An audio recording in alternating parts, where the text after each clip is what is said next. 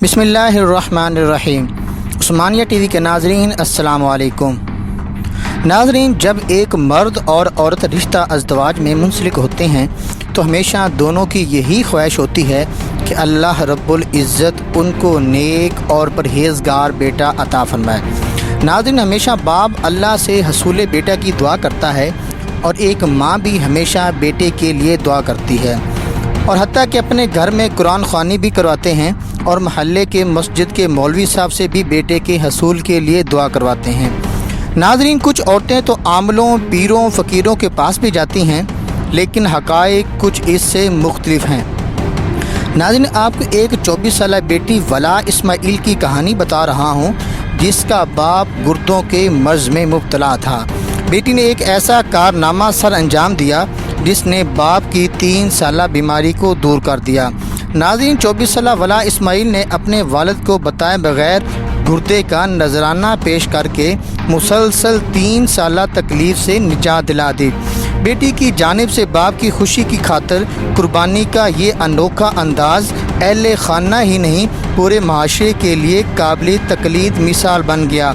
नाज़रीन, वला ने अल अरबिया नेट से गुफ्तगू में कहा कि मैं मुसलसल 3 बरस से अपने वालिद को गुर्दे की तकलीफ़ में तड़पता हुआ देख रही थी।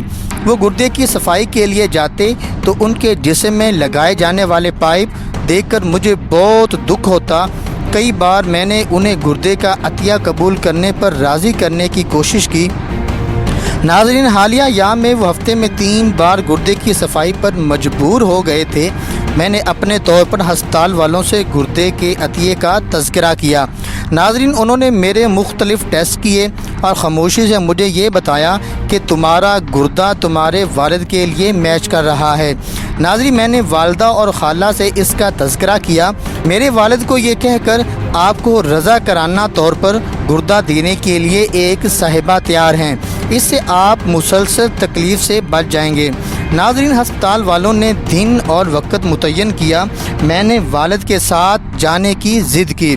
नाज़रीन, वो ऑपरेशन रूम में दाखिल हुए और मैं उनकी लाइल्मी में दूसरे ऑपरेशन रूम में दाखिल हो गई।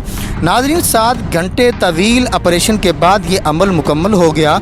इस अमल के बाद जब वालिद की आँख खुली तो उन्होंने दाएं जानब मुड़कर देखा तो मैं भी उनके बराबर के बेड पर उसी लिबास में लिपटी हुई थी जैसा लिबास वो खुद पहने हुए थे। वो समझ गए कि गुर्दा अतिया करने वाली मैं हूँ।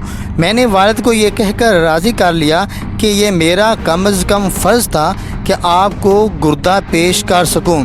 आपने मेरे ख़ानदान के लिए जितनी कुर्बानियाँ दी हैं वो बेशुमार भी हैं और गैर मामूली भी हैं।